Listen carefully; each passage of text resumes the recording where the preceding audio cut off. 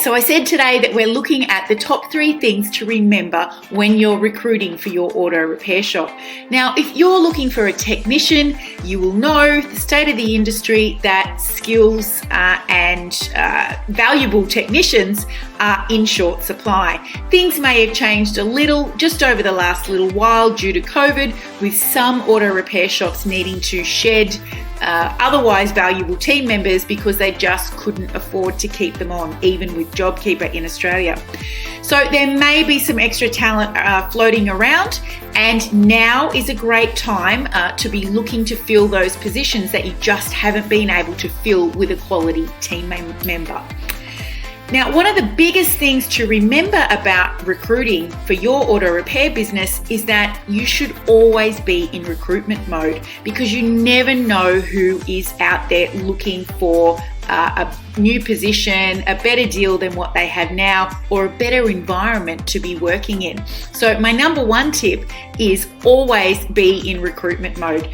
If your eyes are down and you're not looking at what's around, the right person may just walk on by and go to one of your competitors. So always be accepting resumes, be talking to others in the community to see who might be out there.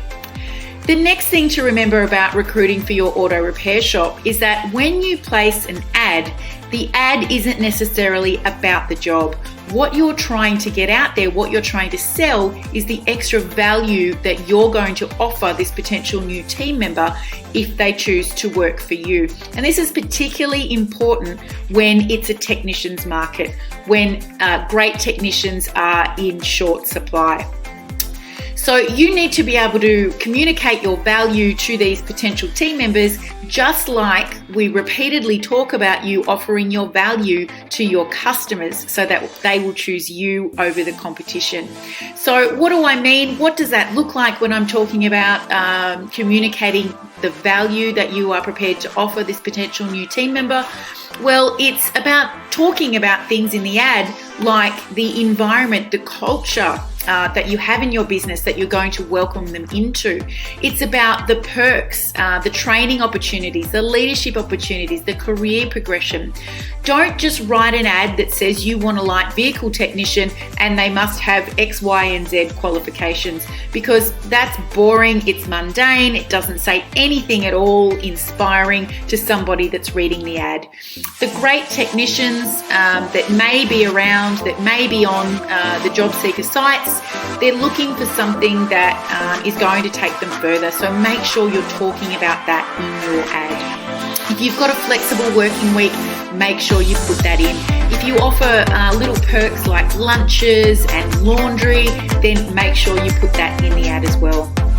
The third thing to remember about recruiting is that you should never state your salary or overtime or bonuses or anything like that in the job ad, because then you'll only attract people that are interested in the dollars, and you actually want somebody that's passionate about their job, that wants career progression, that's willing to be a mentor to others, that enjoys leadership and responsibility, not just somebody that's there to clock in and out and get as many dollars as they can and really isn't going to buy into your vision. So we always leave the discussion about money until they're face-to-face with you in the job interview. And even then, as you'll read when you go on to download the guide that's going to be available for you with this video, you should only be asking them to communicate what their expected salary is, and then you go away and you have a think about that. If you do it that way, rather than stating your number first, you'll find quite often that your potential team member's expected salary is actually less than you were thinking you were going to have to pay. So there's 3 little tips on the recruiting side. Once you have them as a team member, then there's negotiating, performance managing, and retaining them with your auto repair shop. So I hope you found those 3 tips about recruiting helpful. I know that if you bear them in mind, you'll be much more successful next time you go to hire somebody for your auto repair shop. So make sure you click that link, download that resource. It's completely free, and we'll see you again next week for the next training.